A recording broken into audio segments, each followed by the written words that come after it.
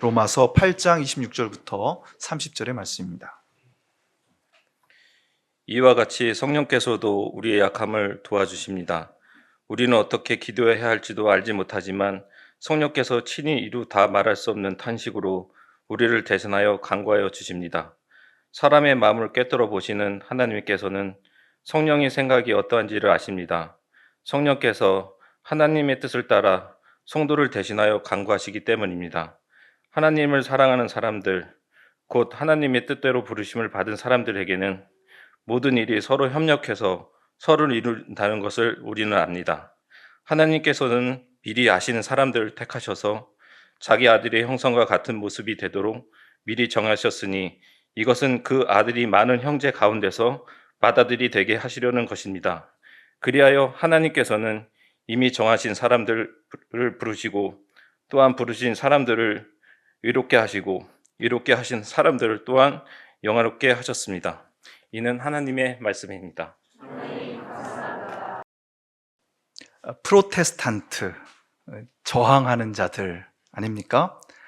우리 개신교인들의 신앙은 특히 이런 음악을 통해서 보통 사람들, 가장 일반적인 사람들의 마음 깊은 곳까지 스며들 수 있었습니다. 지금도 그런 경우가 많이 있지만 그 옛날에는 우리가 믿는 신앙의 핵심을 깊이 고민하고 그리고 논쟁하고 그래서 마침내 우리의 신앙이 마땅히 이러해야 한다라고 이렇게 정리해 놓는 것은 소수의 신학자들 몫이었습니다. 종교개혁 시기에 아주 치열했던 논쟁도 알고 보면은 그렇게 신학자들 사이의 논쟁이었다 이렇게 볼 수 있거든요. 그런데도 수많은 사람들이, 대다수의 사람들이 종교개혁의 물결에 함께 합니다. 그것은 많은 사람들이 찬송가를 통해서 종교개혁 신앙의 진리와 감동을 맛볼 수 있었기 때문입니다. 종교개혁 운동을 지독히도 싫어했던 카톨릭 쪽 신학자들이 바로 저 찬송가 때문에 우리는 저 개신교인들을 어떻게 할 수 없다 이렇게 탄식할 정도로 찬송가는 종교개혁의 성공에 아주 지대한 역할을 합니다. 여러분, 한국 기독교가 발전하고 이만큼 오는데도 찬송가의 역할이 참 컸다 이렇게 얘기할 수 있겠죠? 찬송가가 없는 예배, 찬송가를 모르는 신앙생활, 우리는 상상할 수 없습니다. 순빛 찬양대가 없는 우리 순빛 예배 상상할 수 없는 것과 같습니다. 여러분, 그런데 우리 한국 크리스천들이 지나온 날을 돌아보면서 앞으로 나아갈 길을 생각할 때 그 시간 속에서 한 매듭이 주는 순간 자기를 돌아보면서 가장 애창하는 곡은 뭘까요? 네, 지금까지 지내온 것. 여러분, 방금 들으셨습니다. 네. 송구영신 예배 때 빠져서는 안 되는 지금까지 지내온 것. 찬송가 301장입니다. 그럼 이 곡을 여러분 부르거나 듣게 되면은 어르신들이 생각나지 않습니까? 평생 정말 삶의 온갖 어려움들을 신앙의 힘으로 뚫고 나오신 분들이 몸을 앞뒤로 흔들면서 혹은 좌우로 흔들면서 지금까지 지내온 것, 주의 크신 은혜라 부르시는 그 모습이 생각납니다.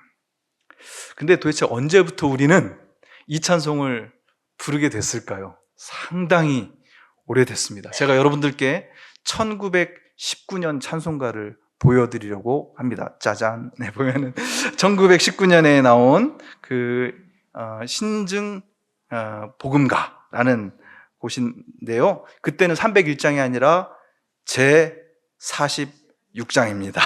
대 46 이렇게 나와 있는데 여러분 가사가 얼추 보이시죠? 지금까지 지내온 것 주의 크신 은혜일세 사랑으로 보호하심 어찌 의심하리요. 그러고 보니까 오늘 우리가 부르는 찬송과 100년 전에 부르기 시작한 찬송의 가사가 거의 같습니다. 근데 여러분 그 당시에 악보를 보면은요 멜로디가 다릅니다. 네, 제가 안 하려고 그랬는데 불러야 될 것 같습니다. 지금까지 지내온 것 주의 크신 은혜일세. 이렇게 이 찬송가는 복의 근원 강림하사인데 이게 어떻게 된 걸까요? 네, 이게 어떻게 된 걸까요? 네. 바로 이 멜로디가 사실은 그 찬송가 3개의 곡이었습니다. 복의 근원 강림하사, 그리고 지금까지 지내온 것, 그리고 눈을 들어 산을 보니. 이거 끄떡끄떡 하시는 분들은 제법 연식이 되신 분들입니다. 네. 혹은 그런 오래 신앙생활 하신 분들과 같이 가정에서 지냈든지, 이렇게 오랫동안 한 멜로디를 가지고 새 찬송가를 불러오다가 1960년대에 한국찬송가위원회에서 한 찬송가당 한 곡이 있는 것이 좋겠다, 이렇게 해서 이 찬송에 붙일 새 곡조를 공모합니다. 그때 당선된 곡이 지금 우리가 부르고 있는 곡인데요, 이 곡은 어머니 은혜, 송알송알 쌀이 잎에, 네, 그리고 뭐 어서 돌아오, 눈을 들어 하늘 보라, 뭐 이런 정말 주옥 같은 곡들을 작곡하신 박재훈 선생님이 지으신 감동적인 선율입니다. 저는 생각할 때마다 너무 다행이다, 이런 생각을 하게 됩니다. 이 가사에 이 곡조가 붙어서 비로소 우리는 마음껏 우리의 그 감정을 다 실어서 부를 수 있게 되었으니까요. 근데 또 하나 신기한 것이 있습니다. 그때까지도 이렇게 새로운 곡이 붙여지고 뭐 다시 부르고 이럴 때까지도 이 찬송의 작사자가 누군지 아무도 몰랐다는 사실. 그래서 찬송가위원회 위원들도요, 아마 그 옛날 일제시대 때 무명의 크리스찬이 뭐 박해를 피해가면서 쓴 가사가 아닐까 하고 이렇게 생각을 했었습니다. 자, 그런데 한참 후에 정체가 밝혀진 이 찬송시의 저자는요, 일본의 신앙인이었던 사사오 데사부로라는 사람이었습니다. 깜짝 놀랐어요. 이렇게 우리나라 찬양이다라고 생각해왔던 이 곡의 작사자가 일본 사람이었습니다. 사사오 데사부로는 중학교 시절 폐렴에 걸려서 생사의 고비를 여러 차례 넘깁니다. 간신히 완치를 한 후에는 내가 이 건강한 몸으로 해군에 입대해야 되겠다라고 해서 다 된 줄 알았는데 과거에 병력이 드러나는 통에 입대가 취소되고 맙니다. 얼마나 절망했을까요? 그러면은 내가 돈을 많이 벌어야 되겠다라고 생각하고 경영학을 공부합니다. 너무 훌륭한 학생이었기 때문에 아주 훌륭한 성적으로 졸업을 했고요, 미국으로 유학까지 가게 됩니다. 그 옛날에. 네. 자, 그런데 하필 샌프란시스코에서 얻게 된 그 하숙집을 운영하던 분들이 감리교 목사님들이었습니다. 그래서 그분들을 만나서 예수님에 대한 이야기를 듣고 복음을 받아들이고 나니까요, 돈 벌어서 성공하고 싶은 생각이 싹 사라져버리는 겁니다. 일하러 나가서도 일이 손에 안 잡혀요. 이게 그렇게 중요한 일 같이 느껴지지 않는 겁니다. 결국 청운의 꿈을 품고 미국으로 갔건만 미국 유학을 접고 20대 중반에 다시 고국으로 돌아옵니다. 그리고 일본 전역을 돌아다니면서 예수 그리스도의 복음을 전하는 전도자가 된 것이죠. 생각해도 기가 막히잖아요. 어렸을 때 그 병에 걸려서 죽을 뻔했던 일, 공부 잘해가지고 미국 유학까지 갔던 일, 그런데 거기서 예수님 만나고 다시 고국으로 돌아온 일, 이런 일들을 쭉 생각하면서 말씀을 묵상하다가 이거다 라고 해서 써내려간 시가 바로 훗날 유명한 찬송가가 된 것입니다. 바로 그때 그가 이런 찬송시를 쓰게 됐을 때 그의 마음을 움직여준 말씀이 바로 오늘의 본문 로마서 8장 28절입니다. 하나님을 사랑하는 사람들, 곧 하나님의 뜻대로 부르심을 받은 사람들에게는 모든 일이 서로 협력해서 선을 이룬다, 이렇게 되어 있습니다. 여러분, 이 말씀이 한 일본 청년의 가슴으로 파고들어서 시가 되었고요. 그 시는 다시 우리나라에서 새로운 곡조, 새로운 가락을 입고 감동적인 찬송, 우리가 길이길이 부를 찬송이 되었습니다. 자, 그런데 오늘 본문은 로마서 8장, 바울 사도가 로마에 있는 그리스도인들에게 보낸 편지의 일부입니다. 생겨난 지 얼마 안 된 작은 공동체 아닙니까? 교회. 그 교회가 얼마나 많은 시련을 당했는지 모릅니다. 적대적인 세상으로부터 늘 위협을 당해야 했습니다. 클라우디오 황제 때는 로마에 살고 있는 유대인들을 죄다 추방하는 추방령이 내려져서요, 갑자기 쫓겨나서 방황하는 삶을 살아야 했습니다. 기근이 찾아왔습니다. 자연재해가 있었습니다. 이런 외부로부터의 고난도 큰 문제였는데, 또 하나 심각한 문제는 내부에 생긴 갈등과 분열이었습니다. 얼마 되지도 않았는데 나는 유대인 그리스도인이야, 나는 이방인 그리스도인이야, 분열하고 서로 이해하지 못하는 그런 문제가 생겨났습니다. 온통 고난 속에 휩싸인 공동체. 그래서 오늘 말씀, 로마에 있는 교인들을 향해서 보낸 이 편지의 배경이 어떤 것인지를 아주 잘 보여주는 표현이 짧게 18절 앞부분에 나옵니다.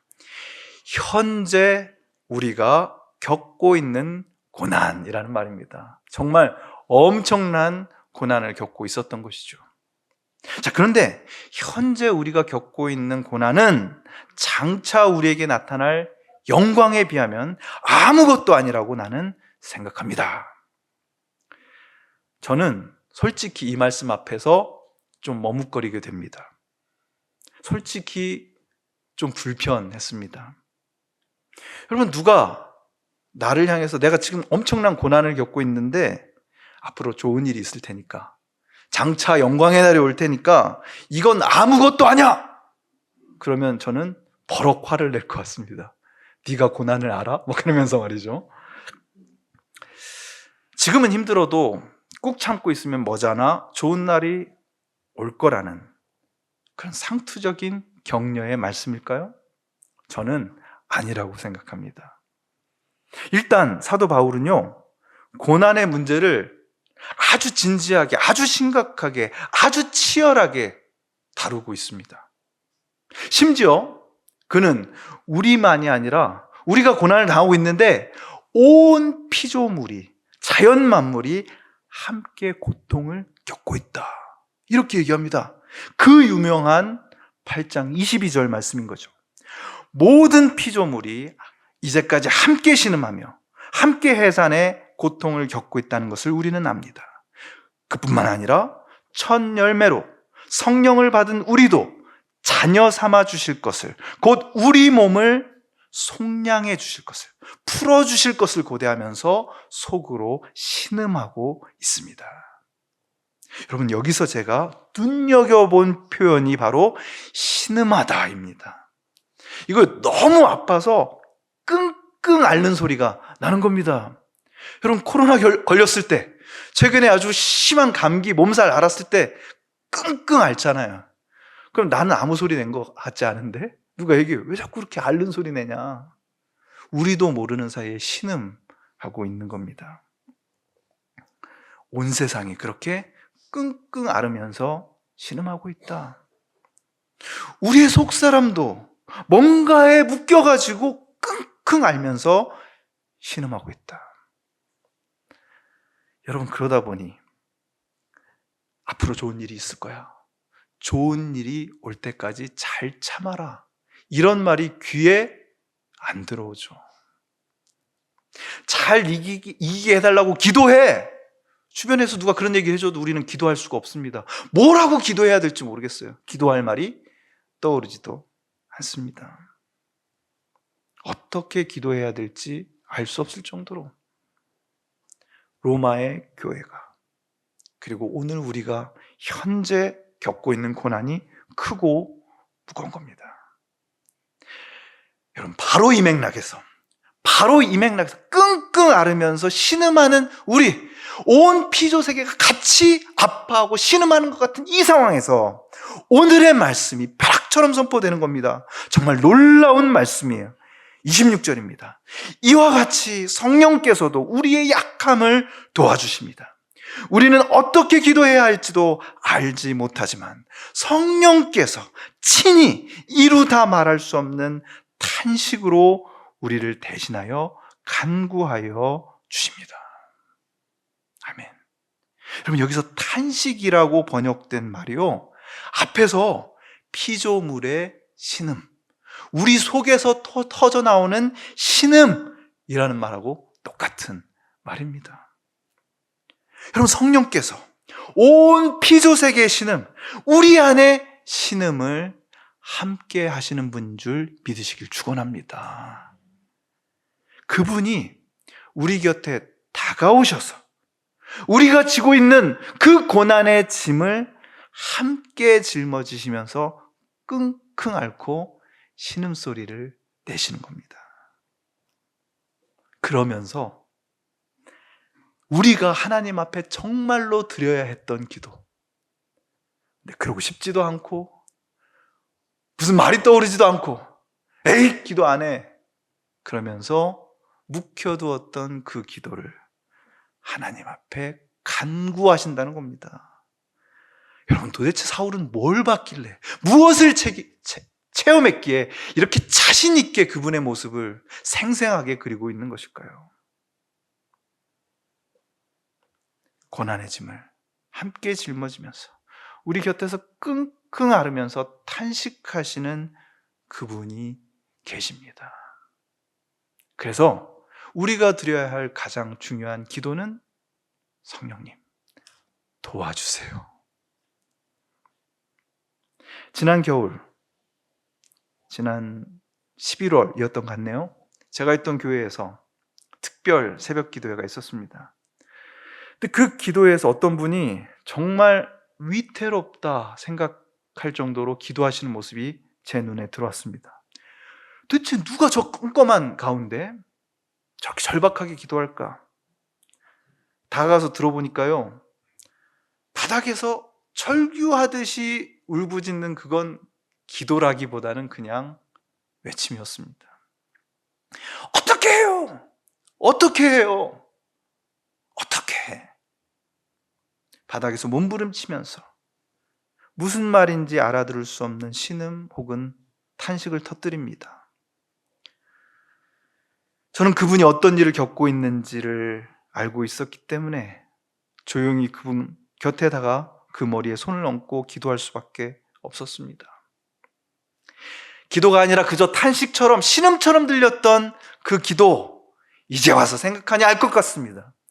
그 기도는 그분의 기도가 아니라 그분 안에 계신 성령의 신음이었습니다.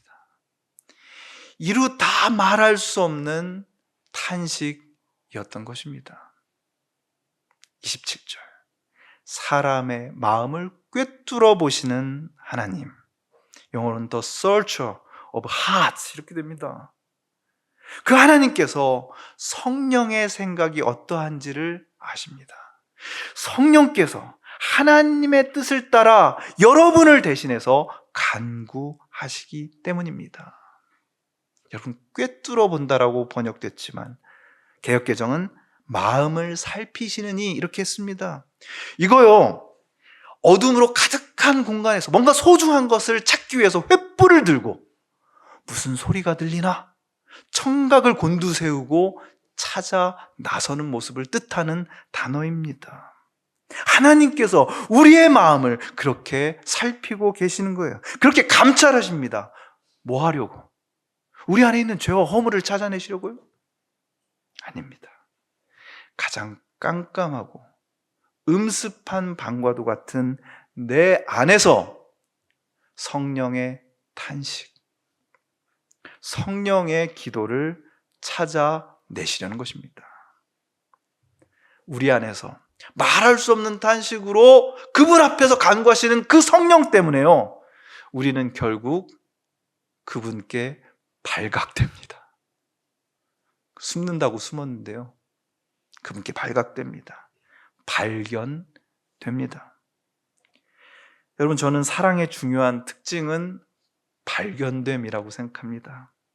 사랑은요, 우리가 찾아내서 발견하는 게 아닙니다. 주님, 이런 남편감을 주십시오, 이런 사람을 주십시오, 쫙 리스트 100개. 그렇게 우리가 찾아서 만나고 싶은 사람 만나는 것, 그것을 우리가 사랑이라고 부를 수 있을까요? 우리는 어느 순간 발견될 뿐입니다. 사랑이 우리를 찾아냅니다. 그래서 은혜인 거예요. 나는 아무 공로 없어요. 내가 뭘 한다고 했는데 그게 아니었어요. 나는 그저 발견된 것뿐입니다. 그래서 우리는 이렇게 말하죠. 이렇게 연약한 나를, 이렇게 흠이 많은 나를 어떻게 찾아내셨습니까? 그래서 은혜입니다. 우리는 우리 안에서 말할 수 없는 탄식으로 기도하시는 그 성령 때문에 하나님에 의해 발견됩니다. 그래야 우리는 그분을 사랑할 수 있는 거예요. 그제야 우리는 그렇게 발견된 상태에서 우리 인생의 가장 놀라운 비밀 하나를 알게 됩니다. 28절이죠. 같이 한 목소리를 읽어보겠습니다. 하나님을 사랑하는 사람들, 곧 하나님의 뜻대로 부르심을 받은 사람들에게는 모든 일이 서로 협력해서 선을 이룬다는 것을 우리는 압니다. 할렐루야. 모든 일입니다. 좋은 일, 나쁜 일, 기쁜 일, 슬픈 일, 마음에 드는 일, 정말 마음에 안 드는 일, 현재 우리가 겪고 있는 고난들, 온 자연 만물의 신음, 내 삶에 신음과 탄식을 불러일으키는 모든 일들, 바닥에 누워서 끙끙 앓을 수밖에 없는 그런 시간들, 기도조차 나오지 않는 나날들, 그 모든 것이 서로 협력해서 마침내 선을 이룬다. 할렐루야. 여러분, 이걸 깨달을 때 우리의 삶은 노래가 되는 줄 믿으시길 바랍니다. 꼭 그러셔야 됩니다. 노래가 안 되면 원망이 됩니다. 노래가 안 되면 비교하게 됩니다. 노래가 안 되면 지겨워집니다. 이 깨달음으로 시를 짓든지 곡을 만들든지 아니면 그냥 노래하든지 아니면 길 가면서 흥얼거리든지 여러분의 삶은 노래가 되어야 합니다. 이 깨달음이 여러분 안에 살아있는 한 여러분의 삶은 더 이상 이 세상의 이런저런 힘에 압도되지 않고 여러분 안에 있는 불평과 원망과 비교와 낙담에 압도되지 않는 자유로운 노래가 될 줄로 믿습니다. 물론 우리의 모든 일이 어우러져서 이루는 선은요, 서로 협력해서 이루어야 하는 선은 여러분 개인의 행복을 뜻하지 않습니다. 물질적인 만사형통 아닙니다. 혹은 복잡하게 얽혀있던 그 문제 원만하게 해결됐다? 이런 거 아닙니다. 하나님께서 여러분의 삶의 모든 것, 혹은 이 피조세계의 모든 것을 다 협력하게 하셔서 마침내 이루시려는 선, 그 아름다운 것은 과연 뭘까요? 저는 그 답을 이어지는 말씀에서 찾아봅니다. 하나님께서는 미리 아신 사람들을 택하셔서 자기 아들의 형상 같은 모습이 되도록 미리 정하셨으니 이것은 그 아들이 많은 형제 가운데 맏아들이 되게 하시려는 것입니다. 제가 장남이라 늘 장남 컴플렉스가 있거든요. 내가 잘해야 동생들도 잘한다. 이런 말 때는 엄청 스트레스 받았습니다. 근데 이 말씀을 보니까 엄청 위로가 됐어요. 그 옆에 이렇게 썼습니다. 나는 동생이다. 장남은 예수님. 형님이 앞서가면서 다 하면 우린 대충 따라하면 됩니다. 오빠가 계셔, 오빠가.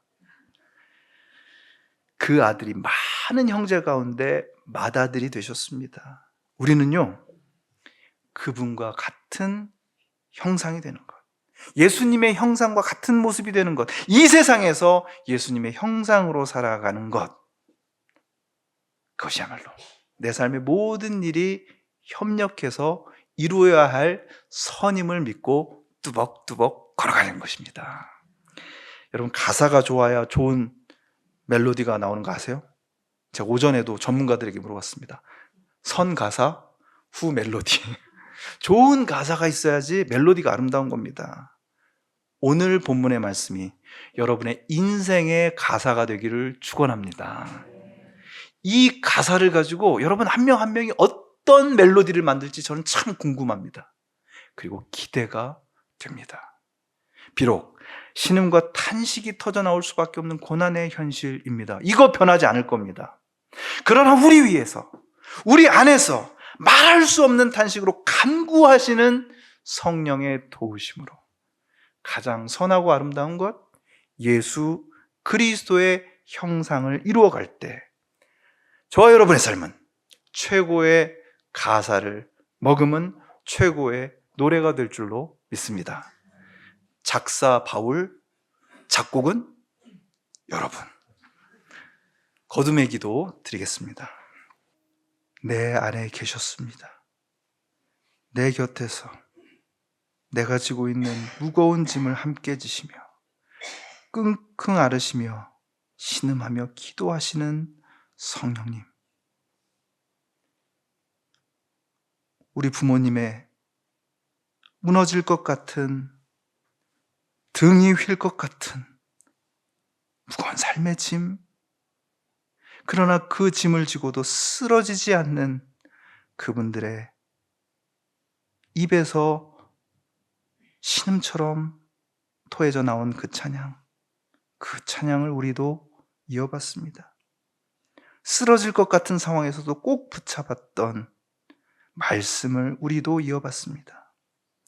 불안과 상처와 분노와 절망으로 뒤척이면서 신음할 때 나와 함께 신음하시며 나의 아픔을 하나님을 향한 기도로 바꿔주시는 성령님, 언제나 내 곁에 계셔 주십시오.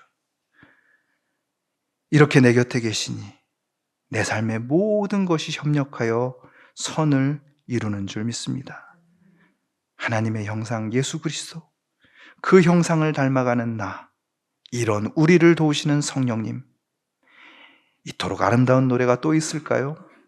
나에게 이런 멋진 삶을 허락해 주신 예수님의 이름으로 기도하옵나이다.